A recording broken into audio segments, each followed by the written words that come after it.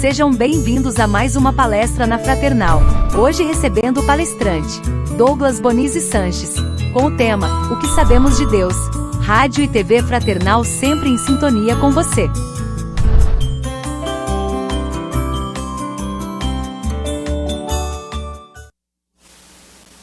Olá, peço licença para mais uma vez adentrar aos vossos lares e ficar um tempo refletindo sobre as mensagens do Evangelho. Que a luz do Mestre Jesus possa iluminar a nossa compreensão nesse processo, mas que essa luz não fique somente no nosso entendimento, que ela acesse o nosso coração, onde de fato os conhecimentos da doutrina nos edificam e nos auxiliam na nossa evolução espiritual. Hoje a gente vai falar um pouco sobre o que a gente conhece de Deus. E para a gente falar um pouco sobre isso e ver o quanto que a doutrina espírita nos apresenta sobre o tema, eu imaginei fazer algumas reflexões baseadas em todo o conhecimento que veio antes da doutrina espírita sobre esse tema. E para conseguir explicar isso, antes eu preciso explicar dois conceitos. Um conceito que está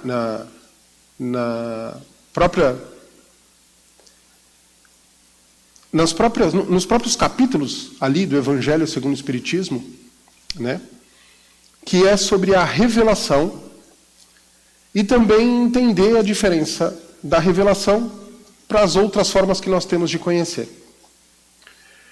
Uma revelação, ela é aquele conhecimento que nos é oferecido por parte de Deus. Ou seja, por nossa conta própria, a gente não teria capacidade de acessar esse conhecimento. E por que eu comentei que isso está escrito no começo do Evangelho segundo o Espiritismo? Porque ali no Evangelho segundo o Espiritismo fala que o Espiritismo é a terceira revelação. Teve a primeira revelação que veio ali com Moisés, mas se a gente for prestar atenção, a terceira revelação é muito mais que só Moisés, ela é toda a história do povo judeu, que começou lá com Abraão, ou seja, muito tempo antes de Moisés.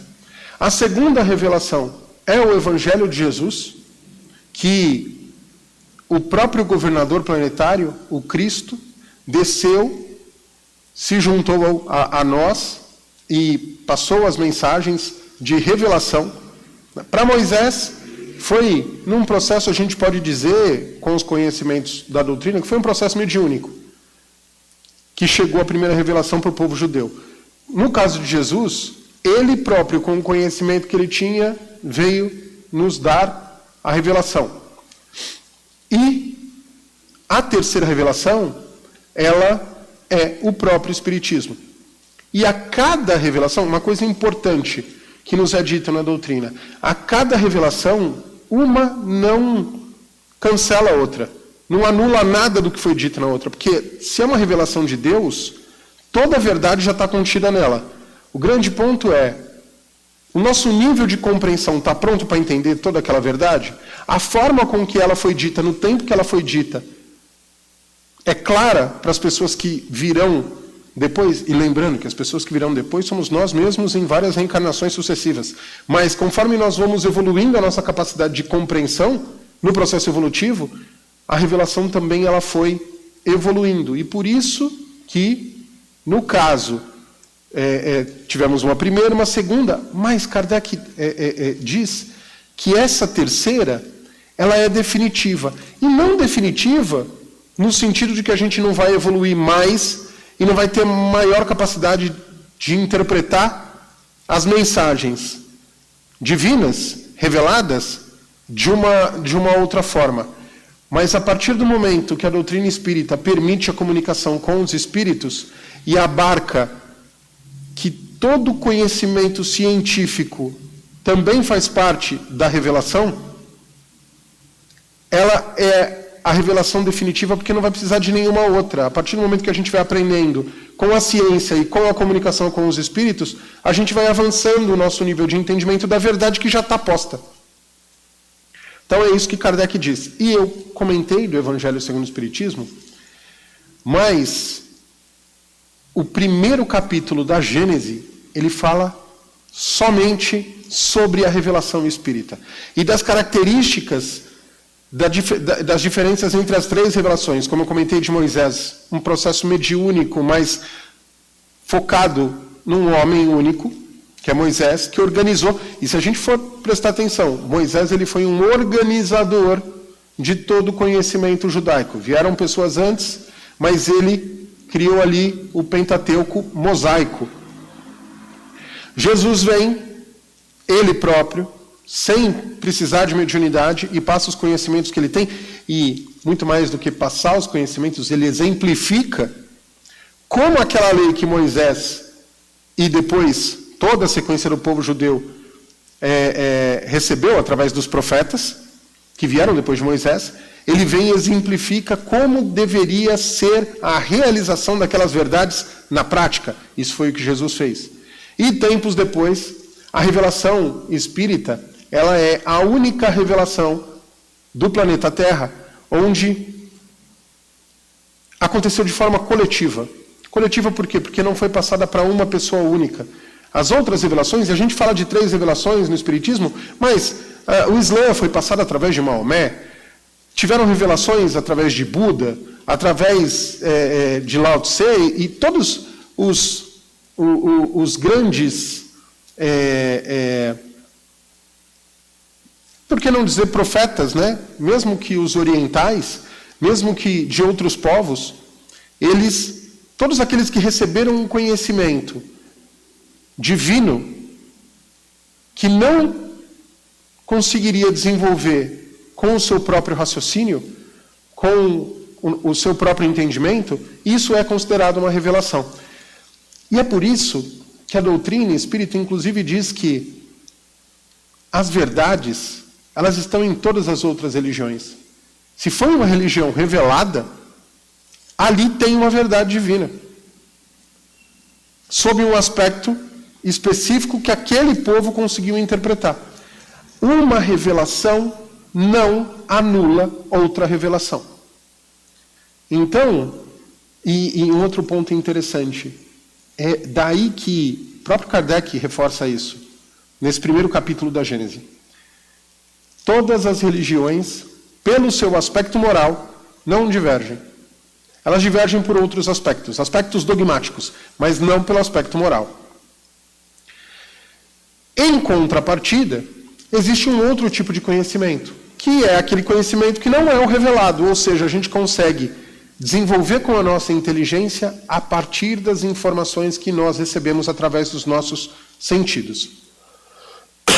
E aí, existem várias formas da gente classificar esses conhecimentos. A forma mais moderna que a gente tem para classificar esse tipo de conhecimento é o conhecimento científico. Mas antes do conhecimento científico, existiram outras formas de se interpretar isso. E a maior delas foi o conhecimento filosófico. E olha que curioso, como que o Espiritismo se posiciona enquanto doutrina? Ela é uma doutrina que é científica, uma doutrina religiosa e uma doutrina filosófica. Ou seja, ela abarca, junta, ela abrange os tipos de conhecimento possíveis que nós temos. Para quê? Para o nosso desenvolvimento enquanto espírito. Então, olhando para isso, a gente consegue entender que parte do que a gente conhece de Deus veio através de revelação. E quando a gente olha ali no começo do Livro dos Espíritos, na pergunta número 13, quando fala dos atributos de Deus, né, que ele é imaterial, que ele é eterno, que ele é infinito, que ele é onipotente, onipresente, onisciente, que ele é soberanamente justo e bom. Todos esses atributos já estão distribuídos pelo Velho Testamento inteiro. Na realidade, tudo isso foi uma junção feita pela própria igreja de todos os atributos divinos. Mas, por incrível que pareça, a humanidade, ela conseguiu chegar em provas da existência de Deus que não estavam conectadas à revelação. E o curioso é que isso aconteceu num povo que não teve uma revelação semelhante à judaica, cristã, que foi o povo grego. E aí a gente fala, tá, mas o que a gente sabe da Grécia Antiga? Da Grécia Antiga a gente sabe do politeísmo, ou seja, eles tinham vários deuses. Mas a gente vai entender, quando a gente começa a estudar a filosofia, que tanto Sócrates e Platão já falam de um Deus organizador do universo, do cosmos. Eles não chamavam de universo, eles chamavam de cosmos. Um Deus que organizava tudo o que existia. E ele estava acima dos outros deuses. Ele não dava... Deu-se um nome para esse Deus. O nome que Platão dá para esse Deus é Demiurgo. Mas muito mais pelo aspecto de organizador da realidade. Tempos depois, mas não muito tempo depois, vem Aristóteles. E ele entende que Aristóteles ele foi um grande organizador da compreensão tanto do mundo físico quanto do mundo metafísico, ou seja, além do que a gente enxerga. Todos aqueles conceitos que nós temos, mas nós não conseguimos ter eles de forma material. Um exemplo, o próprio conceito de Deus, o próprio conceito de espírito, o conceito de justiça, o conceito de verdade, são conceitos que não são palpáveis. Eles são conceitos metafísicos. Aristóteles conseguiu organizar isso de uma forma incrível. E antes de Isaac Newton aparecer para a gente com uma física que a gente estuda na escola, no colégio até hoje, antes de Isaac Newton, a física era o que a gente chama hoje de a física aristotélica. Ou seja, nós conseguimos compreender o mundo físico através dessa organização que Aristóteles colocou. E Aristóteles ele falava da física, ele falava que as coisas elas se moviam. Grande característica do mundo real, da realidade, era o movimento das coisas que estavam, dos entes, dos seres que estavam na realidade. E nos conceitos físicos de Aristóteles, ele dizia que uma coisa só começava a se mover porque ela foi provocada por outra que estava em movimento já. É um conceito muito mais complexo do que isso. Mas, para uma interpretação mais simples, e para a gente conseguir passar por tudo isso num bate-papo de 30 minutos, isso já dá para dar uma noção para a gente que as coisas se movimentavam, provocadas por outras, e sempre existia uma coisa anterior que provocava o movimento na próxima. E levando isso à consequência última, o próprio Aristóteles entendeu que precisava existir um ente, primeiro, que precisou iniciar o movimento sem ter a necessidade de estar em movimento. E ele chama esse ente de o primeiro motor. Não motor no sentido que a gente olha para os carros hoje, motor no sentido de movimento, né? Porque movimento vem da palavra moção, né? Motor. Então ele chama de o primeiro motor. E esse primeiro motor, físico, ele é o Deus único que fez-se iniciar todas as coisas do mundo real. Então, Olha que interessante.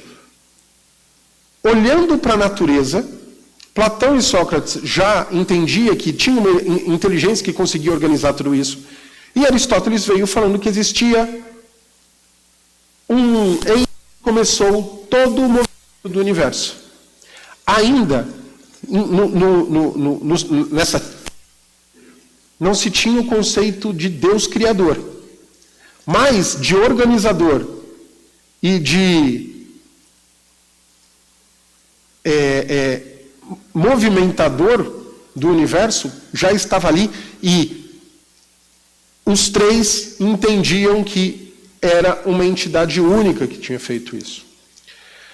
Depois passou por alguns outros intelectuais que, a partir da visão humana, sem precisar ter esse aspecto de revelação, conseguiu identificar outras características de Deus. Na realidade, um deles, bem conectado à doutrina espírita, foi Santo Agostinho. E Santo Agostinho, ele dizia o seguinte: a nossa mente e a nossa vida, ambas são limitadas. Mas se nós conseguimos pensar no ilimitado, é porque existe um ser ilimitado que proporciona isso para a gente. E é mais ou menos como se ele dissesse assim: nós precisamos ter um lado nosso ilimitado para reconhecer a existência dessa condição de sem limites, porque se fôssemos só matéria, nós não teríamos a capacidade de ter essa noção de uma vida sem limites.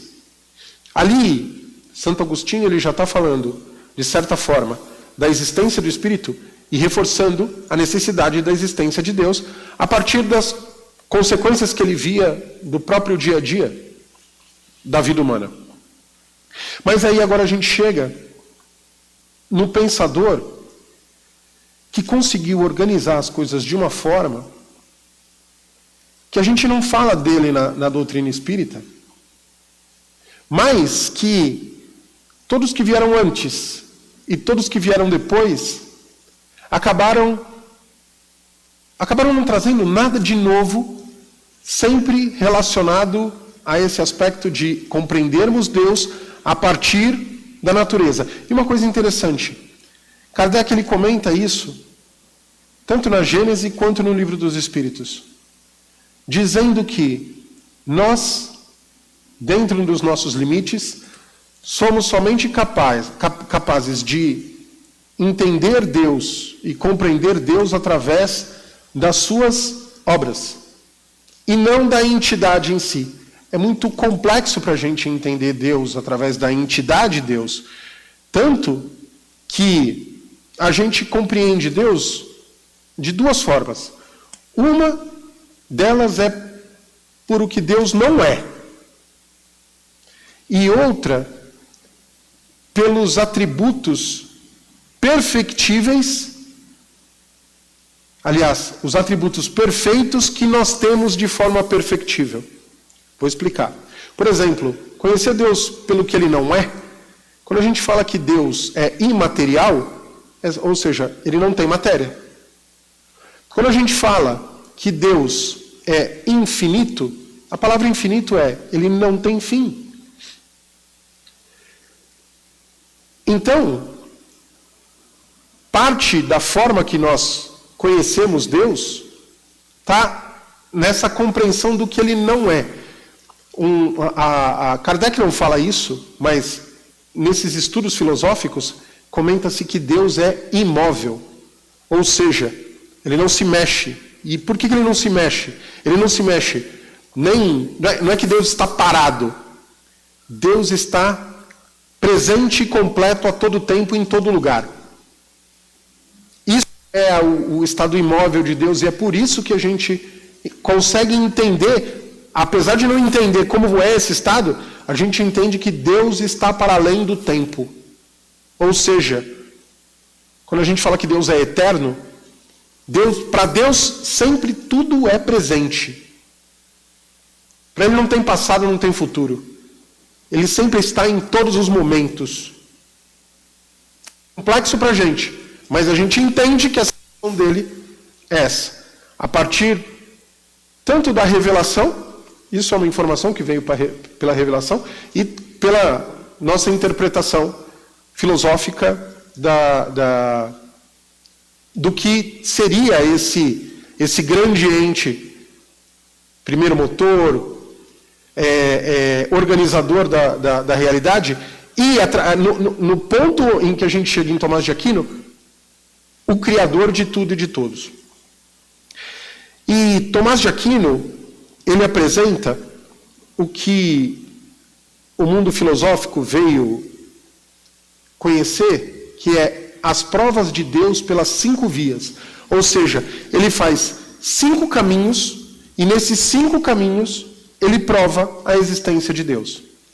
E basicamente, ele pega todos os conceitos da física aristotélica, que na época dele era a física natural, né? A gente só fala que é física aristotélica porque a gente depois veio conhecer a física newtoniana, né, de Isaac Newton.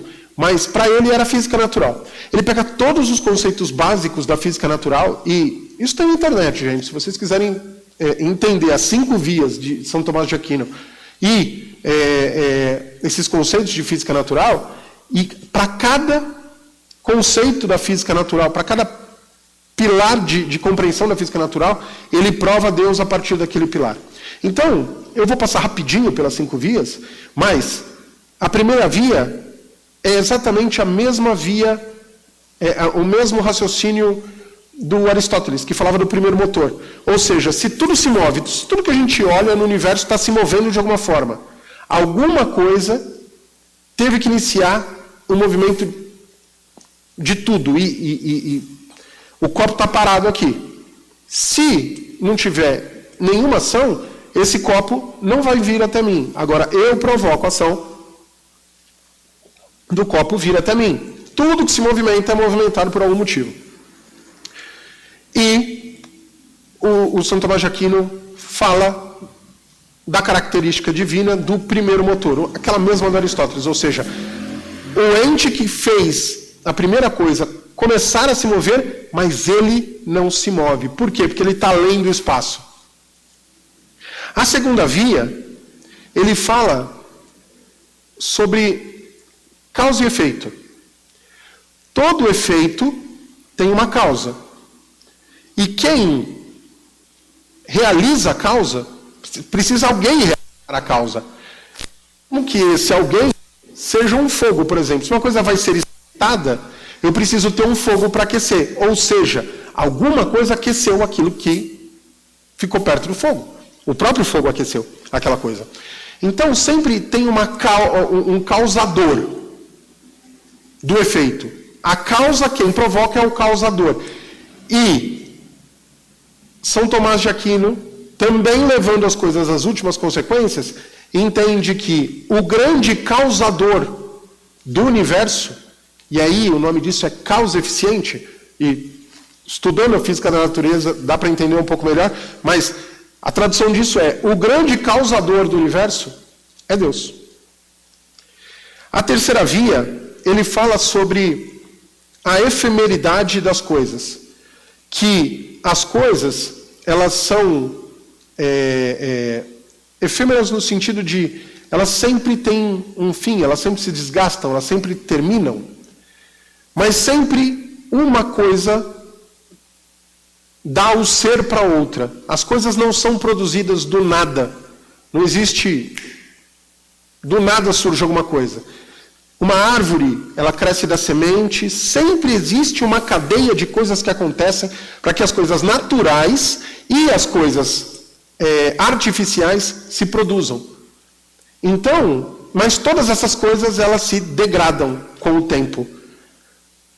E a gente até consegue perceber o ciclo disso tudo, mas elas sempre se degradam. E São Tomás, a partir dessa condição, elevado à máxima compreensão, ele chega à conclusão que precisa existir um ser que iniciou todo esse processo de criação, de uma coisa dar o ser para outra, e que este ente por si só, ele não se degrada, ele é perene, e esse ente é Deus.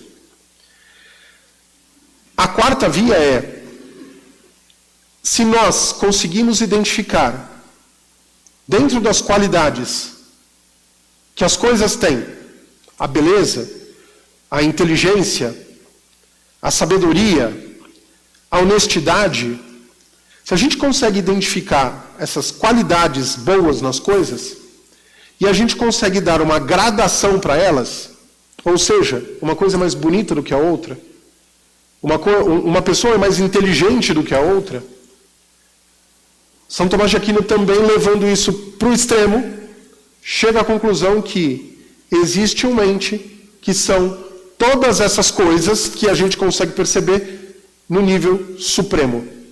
E aí ele também diz que isto é uma prova da existência desse ente.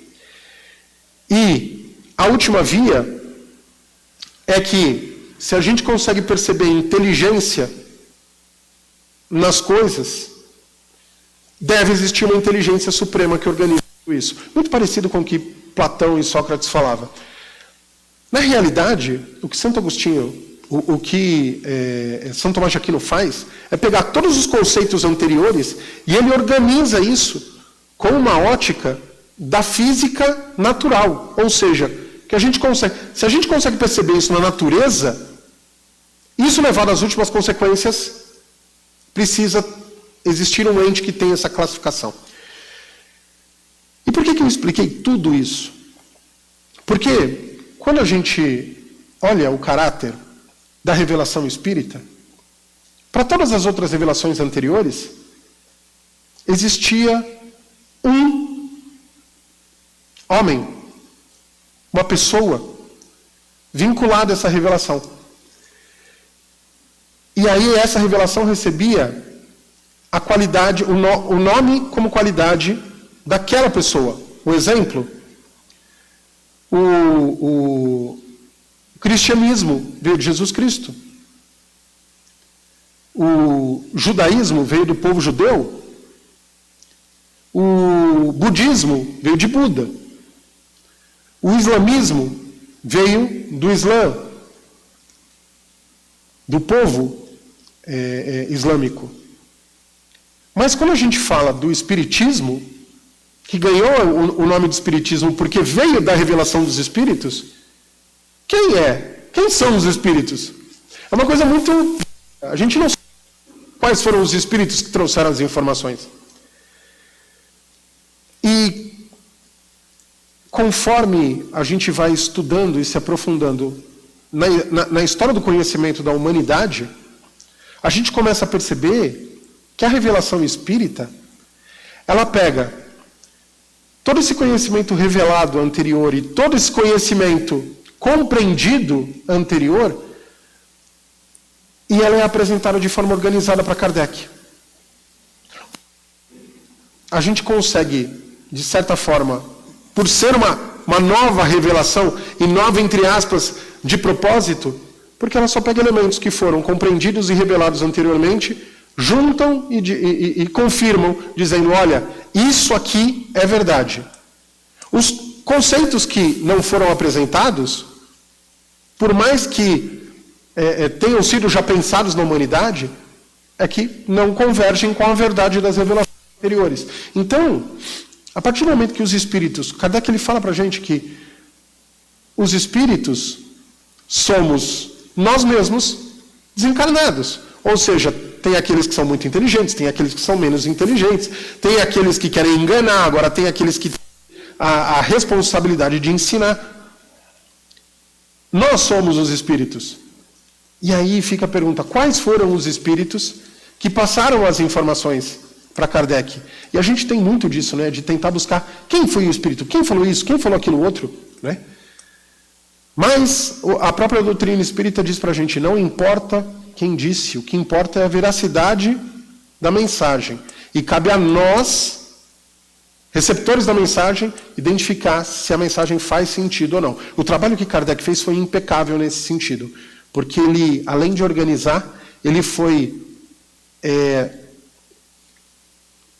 validando, através dos conhecimentos anteriores, das mensagens que chegavam, se os conhecimentos se encaixavam, se eles não entravam em contradição. Então, de certa forma, parte de uma busca pessoal que eu tenho é tentar encontrar quais são os conhecimentos da doutrina que já foram ditos antes do período em que Kardec recebeu tudo aquilo. E nas 5 vias de São Tomás de Aquino, a gente consegue enxergar de forma muito clara, por exemplo, a resposta da primeira pergunta do Livro dos Espíritos: o que é Deus? E Kardec traz: Deus é a inteligência suprema, causa primária de todas as coisas. Nesse resumo incrível, tem as 5 vias de São Tomás de Aquino. Mas, em todo esse capítulo do Livro dos Espíritos, se a gente for estudar, compreender, a gente percebe que está completamente ligado a todo o conhecimento prévio que as 5 vias trouxeram também. E o segundo capítulo da Gênese fala exatamente sobre Deus. E ali, Kardec, de uma forma moderna, século XIX, ele conversa com os intelectuais da sua época, dando os mesmos argumentos que São Tomás de Aquino, no século XVI, apresenta na Suma Teológica e na Suma contra os Gentios, onde ele fala das 5 vias de prova da existência de Deus. Então, quando a gente percebe que o que Kardec organiza para a gente na doutrina espírita já está disposto em pensadores, em filósofos do passado, isso abre para a gente uma possibilidade de reforçar os nossos conhecimentos da doutrina espírita a partir daqueles conhecimentos que fizeram São Tomás de Aquino chegar às conclusões que ele chegou, Santo Agostinho chegar às conclusões que ele chegou, Aristóteles chegar nas conclusões que ele chegou, Platão chegar nas conclusões que ele chegou. E isso tudo nos auxilia num processo que Kardec sempre nos provoca, para que nós não desenvolvamos uma fé cega, para que nós tenhamos sempre junto da nossa fé a nossa razão, e que ambas, Kardec dá o nome de fé raciocinada, seja o grande caminho para que nós consigamos transitar por aqueles conhecimentos que a doutrina nos traz e que, de alguma forma, a gente não consegue ter uma certeza física, mas somente uma certeza metafísica. Por exemplo, a encarnação. Provar a encarnação, apesar de a gente ver alguns vídeos de criança tocando piano, criança fazendo coisas que a gente fala, só pode ter tido esse conhecimento prévio de algum lugar. De forma prática, a gente consegue provar a encarnação? De forma prática, a gente consegue, de forma material, a gente consegue provar a existência de Deus? De forma material, a gente consegue provar a encarnação? Esses conceitos metafísicos, eles não são comprováveis de forma material. Então, por isso que existem vários ateus na sociedade.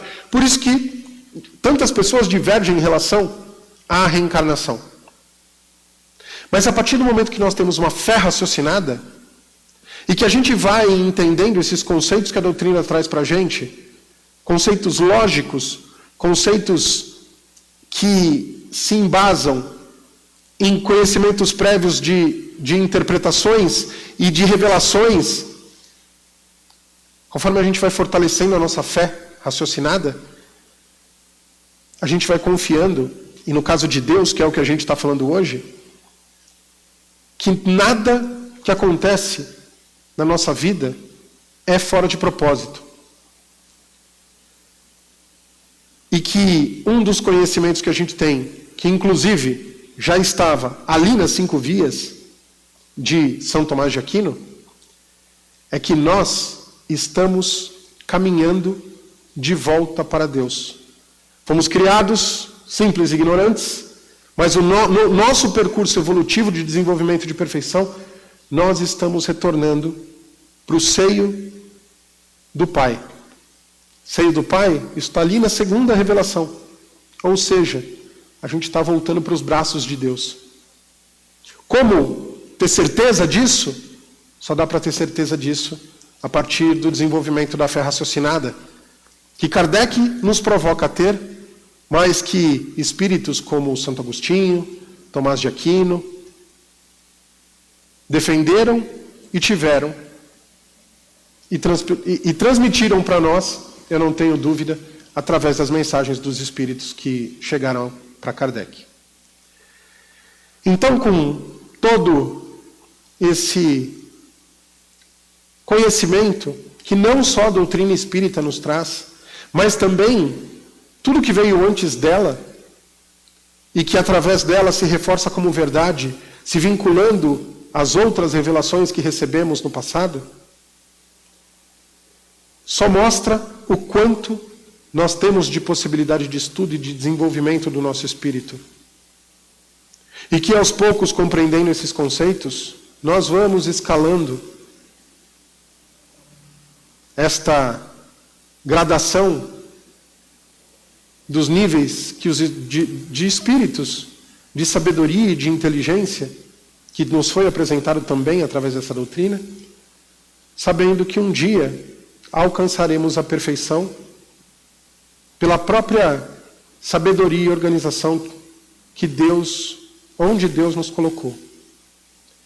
Que nós possamos ter paciência, calma, persistência e disposição para passarmos por esse caminho, construindo o espírito que seremos, e que dentro da ótica de Deus, onde em sua eternidade Ele consegue enxergar todos os momentos do tempo, para Ele nós já somos esse espírito perfeito. Só que para nós, que ainda estamos no caminho,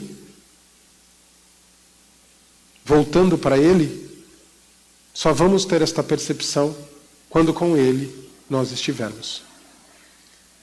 Que possamos passar por este processo da melhor forma possível e nos auxiliando uns aos outros. Que assim seja.